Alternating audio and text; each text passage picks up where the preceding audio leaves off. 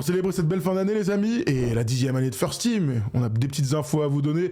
On va se faire une belle foire aux questions. Vous êtes avec nous en direct et vous nous proposez vos différents sujets, voilà, vos intuitions et vos débats basket, bien sûr. J'ai eu une question parce que on est donc lundi et qu'on a discuté de la future finale entre les Knicks et les Spurs. J'ai vu une question de The Rom. Il dit: est-ce que Jalen Brunson sera comme James Harden un gros what if s'il était resté à Dallas? Est-ce qu'on peut considérer ça comme ça? Ah ouais, allez, ça allait pas les bouts, celle-là. Je sais pas, Dallas, bon, après son départ, ils vont quand même aller en finale avec Kyrie Irving. Alors, de là à dire que c'est les mêmes joueurs, on va certainement pas s'amuser à aller jusqu'à là, mais c'est tellement dur. Là on peut que spéculer, quoi. Moi, ce que je vois, c'est que c'est devenu un top 5. C'est un what if en même temps. Ouais, c'est devenu un top 5 meneur de la ligue. Il a changé un petit peu la direction de cette franchise-là. Il est arrivé, il y avait Randle qui était installé. Au bout de 3 mois, c'était lui qui était devenu naturellement le numéro 1. Bon, voilà, en tout cas. Pour moi, la vraie similitude qu'il y a entre les deux histoires, c'est que James Harden était déjà très bon en 6e homme, etc. Il y a la finale, il y a le trophée de 6e homme, mais il prend conscience de son talent aussi en allant s'émanciper à Team USA, mais à Houston. Et Jalen Brunson a toujours eu une énorme confiance en lui. C'était un des meilleurs joueurs de sa génération en jeune, etc. Il n'en restait pas moins que 2e, 3e, 4e option de Dallas. Et c'est en allant à New York aussi que tu prends la conscience de tes capacités en première option, sachant qu'il n'était même pas première option au tout début. Mais en fait, tu vois, et donc là pour le coup, il y a deux vraies similitudes. Le switch, en fait, c'est cette série de playoffs face à Utah où en fait il y a des blessés à Dallas. Il n'y a pas Luka, il est magnifique. Il est magnifique. Et là, les gens se disent: ah ouais, mais même lui, enfin ça surprend tout le monde. Du coup, Dallas, qui devait mener des négociations assez plutôt tranquilles avec Brunson, il se retrouve à devoir mettre le passif sur la table. Enfin, même avec le recul, ça n'aurait pas été le passif, mais en tout cas, il voulait pas mettre le maximum. Et finalement, il va à New York. Et j'ai l'impression que c'est tant mieux pour lui et tant mieux pour New York. Alors, je prends vos petites questions, comme toujours, les gars. Alors, une question sur les Houston Rockets. On nous dit ça. Les Houston Rockets sont 2e meilleure défense et 4e meilleure attaque. Finalement, on n'en parle pas tant que ça. Il nous dit: est-ce que pour vous, c'est la plus grosse menace pour la fin de saison sur OKC en général, enfin, tu vois, par rapport à OKC? Bon, déjà par rapport à OKC, les menaces, on a bien vu maintenant ces 2 derniers jours que finalement on peut peut-être élargir un petit peu le spectre. Après, s'ils en gagnent 17 d'affilée de nouveau, on pourra rediscuter.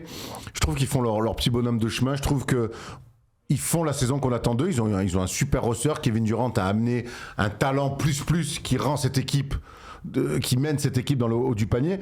Maintenant, moi, j'ai toujours ces petits soucis de fin de match, de gestion de fin de match, même si Holiday joue de plus en plus, lui qui est le plus meneur de cette équipe-là, ça reste quand même un meneur-scoreur. Il y a toujours quand même des rumeurs de transfert autour de tous les potentiels meneurs qui seraient disponibles sur le marché.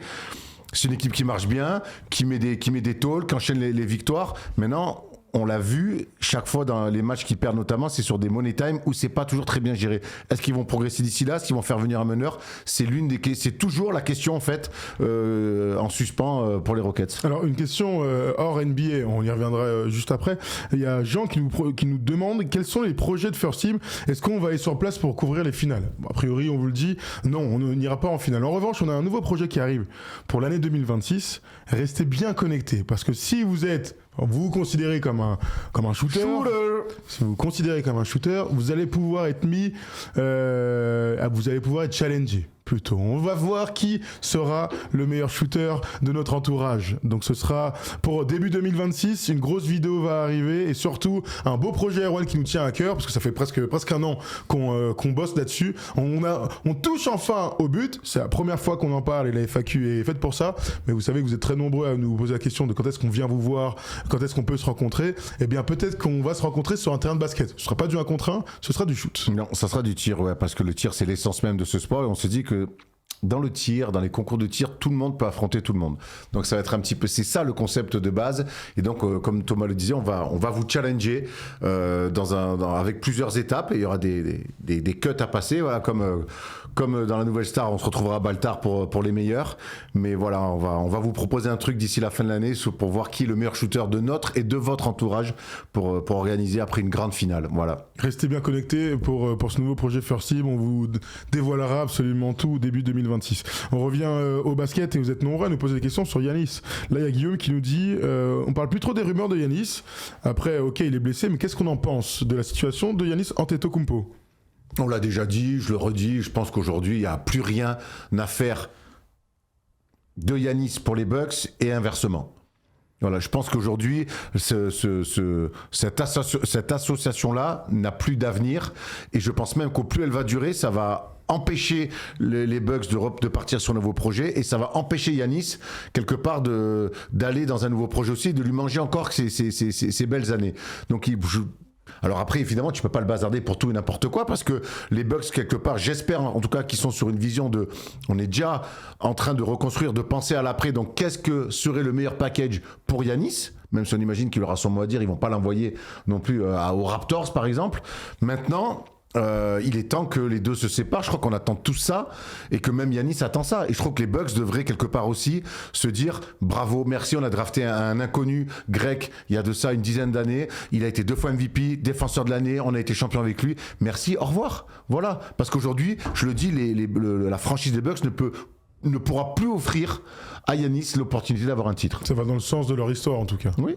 J'ai l'impression qu'on est tous plutôt d'accord. Une question pour les Warriors, parce qu'on fait la jonction entre les deux équipes. Vous savez que Giannis à Golden State, c'est une espèce de truc, une rumeur qui revient sans cesse. Oui, à ce niveau-là, vu que c'est jamais arrivé, c'est clairement une chimère.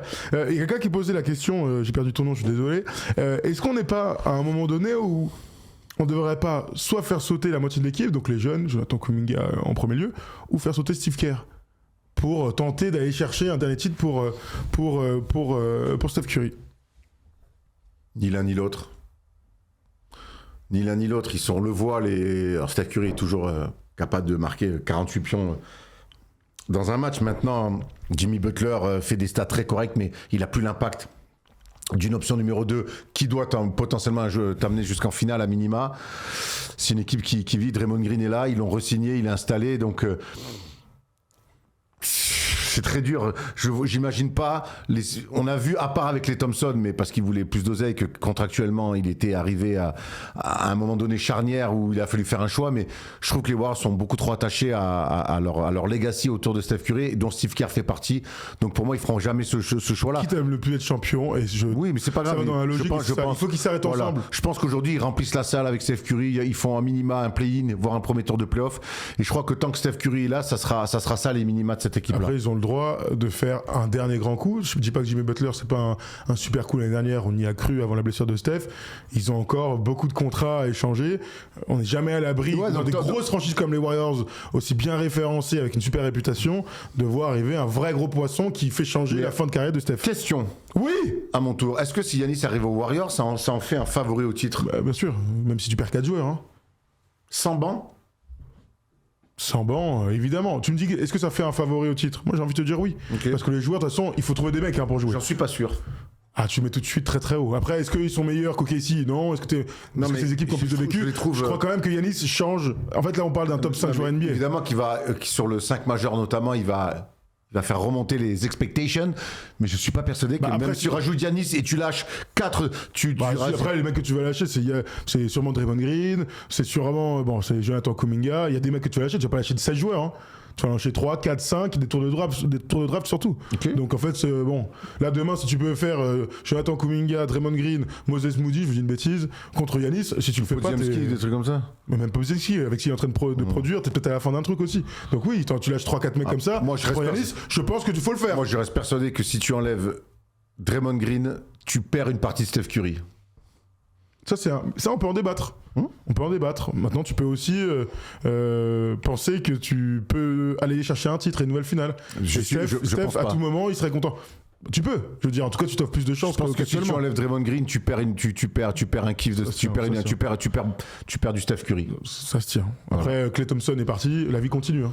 Ouais, mais il n'y avait pas un two-man game. Je te parle vraiment de basket. Hein. J'entends. On parle de Giannis. Ouais, mais Giannis sur le main à main, sur la génération de jeu pour les autres, l'huile qu'il met, là, il fait pas ce que fait Draymond Green. Alors, il fait 1000 autres choses. Ouais, mais dans le jeu des Warriors, qui impute beaucoup à Draymond Green, hein.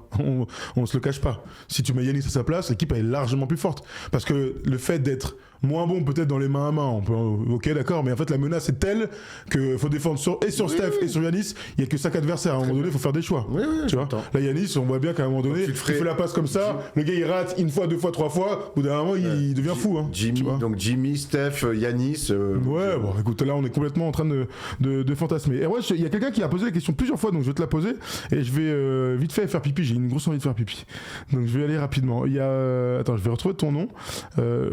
Je trouve pas ton nom, c'est pas grave, mais en tout cas, ah si, il est là. C'est Romain qui nous dit: est-ce que Shai Gilgeous-Alexander est le digne héritier de Michael Jordan et Kobe Bryant? T'as 2 minutes. Je vois ce que tu veux dire. En tout cas, dans les stats, dans la domination qu'il a pu avoir l'année dernière, on peut imaginer ça. C'est plus dans les stats et dans la domination. Maintenant, sur l'aspect visuel, je trouve pas une seconde. Alors oui, il y a le mid-range qui est propre aux 3, mais par contre, il y a un côté... je trouve que déjà le dribble de Shai est beaucoup plus un truc de meneur de jeu, beaucoup plus chaloupé.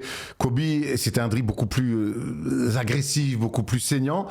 Et Jordan, bon, c'était un dribble plus pour l'efficacité et aller attaquer le cercle. Donc, dans les stats, dans la domination, oui. Dans les trophées, d'être MVP, d'être champion, ben là, on reconnaît les 3. Maintenant, justement, dans le style de jeu, pour moi, c'est pas des joueurs similaires, donc je vois pas. Mais qu'en pense Janis Joplin? Écoute, j'ai quand même la sensation que c'est le digne héritier de la domination. La domination est clairement du côté de ces joueurs arrière flashy. Mais avec qui on bosse aussi. Avec qui on bosse? Beau gosse. J'ai toujours rêvé d'être ce mec-là, tu vois, d'être capable de faire se lâcher de cheveux, Erwan. Et là, je pense que c'était le bon moment pour vous annoncer que j'allais adopter ce nouveau style. Et donc, pendant toutes les émissions de cette fin d'année 2025, j'ai décidé d'être Thomas Joplin. Thomas Joplin. Merveilleux. Et j'espère que ça vous plaira, parce que les wigs, j'en ai acheté des tonnes. Alors là, les gars, je vais me régaler. Je vais toujours adorer d'avoir des cheveux comme ça. On reçoit des cartons Amazon, je vais marquer Thomas Dufin dessus. Je sais que le mec, en fait, veut se déguiser. Elle a jamais fait ça. Ça, c'est Slash de... C'est tellement... C'est Slash de fou. Ah, hommage à mon Waxos d'amour, évidemment. Je fais ça pour Wax, parce que Wax sera dans Double Team, Erwan, que vous allez pouvoir retrouver pendant les vacances de Noël. 2 Double Team apparaître, présentés par Tom Serravino. L'un sur J.R. Smith avec Erwan, et l'un sur Dennis Rodman avec donc... Mais ça, c'est un bruit de guitare, ça? Bah, guitare électrique, non? On dirait un Synthro SPX qui démarre pas, quoi. Avec Wax, donc. Wax, c'est Tom Serravino sur Dennis Rodman, voilà. Donc, j'en profite pour vous donner des petites annonces. Erwan, on va parler de cinéma pendant les vacances. On a décidé de faire une tier list des meilleurs films de basket avec Yann Solo, qu'on salue et qui nous regarde peut-être aujourd'hui. Tous les 3, pendant 2 heures, on a classé une quinzaine de films de basket. Évidemment, il y a les meilleurs. Hein. Il y a du Space Jam, il y a du God Game, il y a du... je sais pas, qu'est-ce qu'on a dit d'autre? Du Space Jam 2 aussi, qu'on aura le plaisir, bien sûr, de débattre, sur lesquels on pourra débattre. Qu'est-ce qu'on a d'autre? On a le grand quiz de Noël, Erwan. Qui a gagné? Ça a été tourné. Il y a eu un vainqueur. Erwan est le tenant du titre de l'année dernière. Je suis le tenant du titre de l'été, c'est comme les JO. Ouais. Ce qui compte, c'est les JO d'été. Oui, ça, là, pour le coup. Là, pour le coup. Donc, JO d'été, c'est moi, JO d'hiver, c'est Erwan. Le tout présenté par Tom Chiaravino. Voilà, je réfléchis. Gros best-of à venir, avec les meilleurs moments de First Team. Pas possible. Les meilleurs moments de First Team cette année, compilés par toute l'équipe. Exceptionnel. 34 vidéos, on m'a dit. Hein. 34. Ah ouais. Ça va durer 2 heures, je pense, ça aussi. Voilà.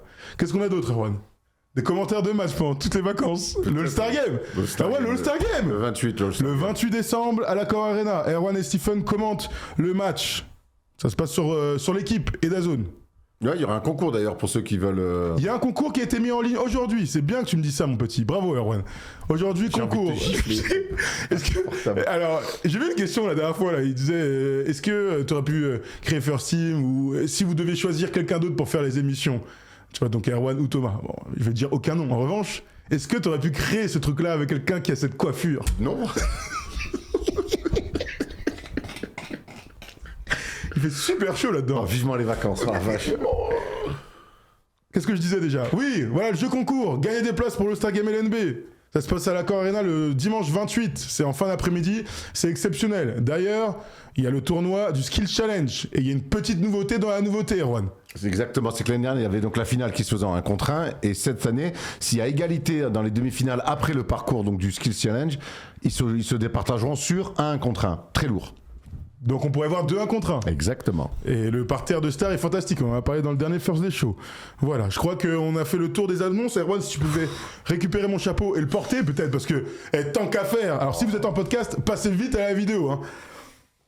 Oh là là, les déguisements. Alors dans la vie, je suis pas du tout déguisement, mais alors pour les vidéos sur First Team, ça me régale. J'ai envie de porter des perruques tout le temps.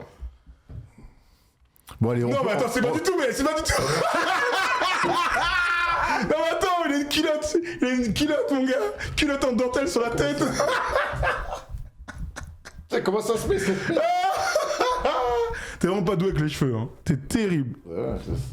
Il est terrible. Ah, Thomas Hendricks, tu vois, c'est comme ça que j'aurais dû m'appeler. J'avais pas une tignasse aussi longue que ça quand même.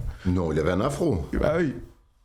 Oh là là, ça c'est mon rêve. Tiens, oublie pas les petites lunettes. Comme ça, non. Oh, t'es belle comme ça, t'es magnifique. En tout cas, la Turquie, ça marche bien, ça marche. Putain, Il paraît, ils ont trouvé un nouveau. on dirait une femme divorcée des années 80, tu sais, avec les Ouais, mais brochis comme forcément ça. avec un verre de blanc à la main. Ah ouais, toujours, un minimum. Toujours dans les séries là. Avec 2 cachetons à l'intérieur. Antidépresseur. Non mais Oh là là là depuis là. que Philippe est parti, je m'en sors plus du tout avec les garçons, là c'est là. incroyable. Jonathan me fait la misère à la maison, il veut plus du tout faire ses ça arrête. devoirs, c'est incroyable. Oh là là, punaise. Ouais, Oui, Yann Solo de 12 par sec, hein, bien sûr. Vous nous avez dit. Bon, voilà, fou. Après ce petit coup de chaud et avant le quiz, je sais pas, on s'amuse. Enlève-moi ce renard là. Ils vont s'amuser dans le podcast. Hein. Ah voilà, ouais, allez voir hein, s'il vous plaît, parce que bon, les happenings en vidéo, ça passe pas du tout. Bon. J'ai une question, regarde, on a dans la prolongation des bonnes questions, il y a Guillaume qui pose la question. Parmi tous vos formats, Libre Antenne, First Day Show, Interview, lequel est le plus difficile à produire et pourquoi ? Et lequel est votre préféré personnellement ? Bon, c'est comme choisir avec ses enfants, ça c'est horrible. Ouais. Bon, il y en a qui le Qu'est-ce font. que Hein. Sophie. On arrête. Alors vas-y. Aujourd'hui, le plus compliqué à mettre, c'est le dernier en date, c'est Offense. Tout à fait. Parce que déjà les nouveaux, c'est un nouveau studio et ça demande beaucoup plus de ressources que les autres émissions. On est beaucoup plus c'est quelque chose qui est monté par un monteur, c'est pas un truc de régie où on commute qui nous fait gagner énormément de temps. Là, c'est un monteur, il y a un auteur et un producteur qui travaillent dessus. Il y a beaucoup d'allers-retours. Après, c'est aussi la première année d'une émission. Le First Day Show, il a 10 ans, la Libre Antenne, elle a 7 ans. Donc maintenant, c'est aussi on a nos repères, on est facile là-dessus. 5 ans. Ouais, 5 ans. Donc aujourd'hui, le plus dur à produire et ce qui nous demande le plus de coûts et le plus de ressources, c'est clairement Offense. C'est pour ça, si vous pouvez en parler autour de vous pour faire des vues et que ce soit vendu et qu'on puisse continuer et pérenniser cette belle émission qui nous tient à cœur. Et tous vos retours sont hyper positifs. On est ravis de vous proposer cette petite vidéo. D'ailleurs, on peut vous donner en exclu parce que on est comme ça. Mais la semaine de Noël, il y aura un Offense et pour la première fois, on aura Stephen, sachant que cette émission a été créée parce qu'on voulait se retrouver tous ensemble à table pour discuter de tout et de rien. Et vu le sujet qui va arriver, là, on est vraiment sur du tout et du rien. Donc rendez-vous pas cette semaine, mais la semaine d'après pour un Offense toujours présenté par Tom Servino qui fait de l'excellent travail. Il est bien meilleur en présentation que dans les oreilles et dans les ordres là pour raconter des bêtises. C'est un métier. C'est un autre métier. Tu peux pas tout maîtriser. La preuve. La preuve. Bon, je préfère ça que l'inverse. Ah ouais, moi aussi. Je te confirme. Mais bon, je sais que vous êtes toujours très content de tomber sur Tom Chiaravino lorsque vous appelez via Discord tous les lundis soirs. Et c'est toujours Tom. C'est pour pas trop prendre la grosse quand tête. t'appelles chez Énergie pour avoir le présentateur, tu tombes pas sur lui en même temps au standard. Bah oui, c'est incroyable. C'est ça qui est les mecs ils voient Tom Servino à la télé faire des chroniques. Ah ouais, putain, c'est lourd. Oh, il présente Offense et tout. Puis le mec il fait le standard. Standardiste présentateur, c'est une première. Bravo mon Tom. C'est vrai, il faudrait inventer un nom de poste pour ça quand même. Les grands écarts. Bon. Une ou deux questions, une dernière fois peut-être pour revenir sur le basket. Alors il y a Selim quand même, je suis obligé de la poser parce que ça va te concerner. Il nous dit je suis arrivé en retard mais c'est pas grave mon pote. Est-ce qu'il faudrait pas faire une émission sur le rap c'était mieux avant avec Stephen, Théo Messer de Rivers, Fred Musa de l'émission Planète Rap et là ce serait drôle, évidemment avec Erwan mais pas avec moi. Là-dessus je vous laisserai. Est-ce que c'est pas un bon concept ça? Il a rien inventé. Après c'est surtout les gens qu'on met autour de la table, faut se marrer. Maintenant pour moi sur le rap d'aujourd'hui je suis pas trop capable d'avoir une analyse. J'en écoute beaucoup moins. Donc, mais oui, c'est toujours intéressant. De toute façon, après nous, maintenant, on est rentré dans l'âge un peu des vieux cons, même si on s'efforce. Même si avec Tom et Jérémy, je me laisse quand même guider des fois sur 2-3 nouveaux sons. Ouais, ce que tu nous as fait quand même aujourd'hui, là, ta découverte de la chanson là. J'en ai rien à foutre, moi, de ça. Tu connais Plastique Bertrand? Non. Non, t'imagines? Non. J'ai découvert ça plane pour moi, c'est génial. C'est même pas lui qui chantait, tu savais? Oui, j'avais l'info, on en a déjà discuté ensemble, en effet. Bon alors, pour les 4-5 dernières minutes qui nous restent, avant de passer au quiz de Doumestre qui est dans le coin, il y avait une question tout à l'heure sur Casey, et je rebondis un peu sur ce qu'on a dit tout à l'heure.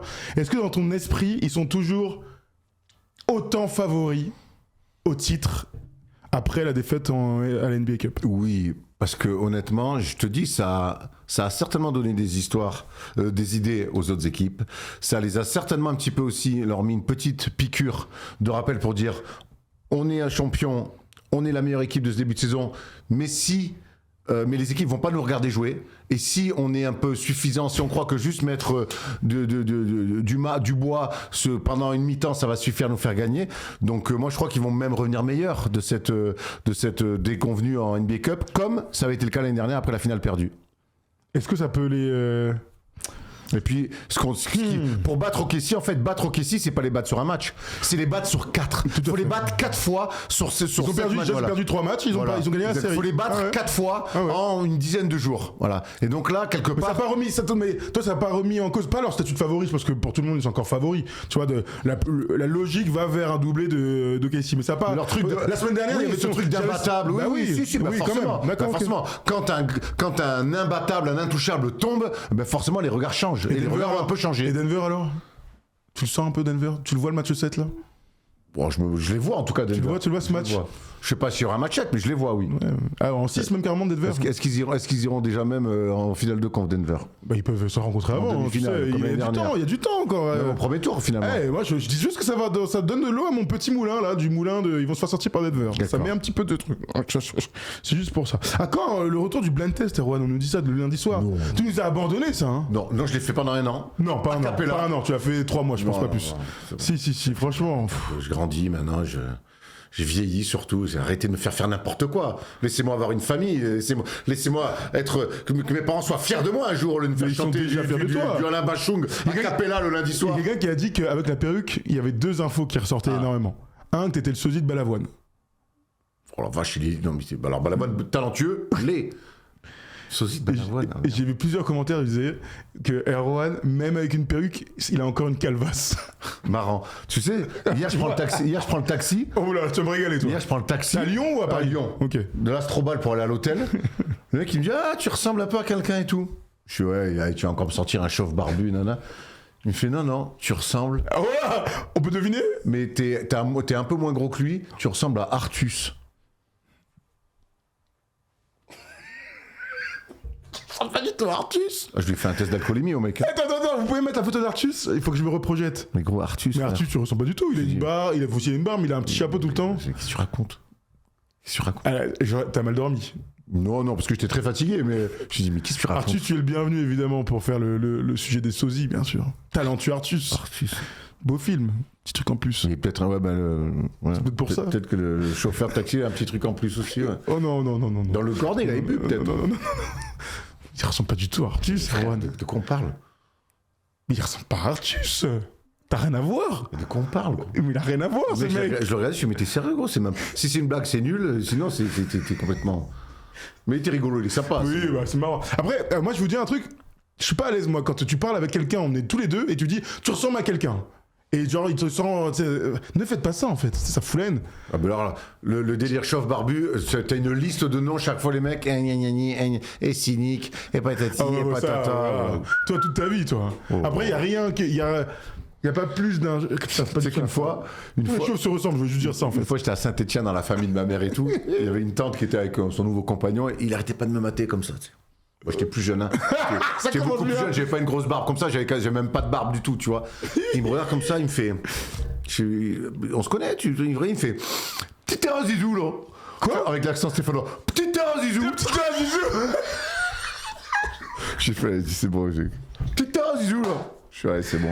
Oh là là, mais régalez-nous, c'est des moments de vie, ça. Bon, allez, on referme cette FAQ, on en fera une Pas la beaucoup plus meilleure longue. qu'on ait faite, hein. Non, c'est sûr, mais en fait, on avait moins de temps que d'habitude. On fait pendant 45 minutes, 50 minutes. Mais aujourd'hui, comme on a fait la NBA Cup très longuement, on est avec Maxime Reynaud, tout est disponible sur YouTube. Voilà, on a fait plus court que d'habitude et on continuera à en faire tout au long de l'année pour répondre à toutes vos questions. Mais c'est important pour nous de faire un point. Tout va bien pour l'instant chez First Team. Entre Erwan et moi, tout va bien. L'équipe va bien. On avance dans le même sens. On aborde 2026 de la meilleure des manières. Voilà, avec fougue. Et avec toujours la vivalité de la... Vivalité. Vivalité de la jeunesse. Allez, vas-y, finis-moi cette vidéo, j'ai honte. Allez, bisous.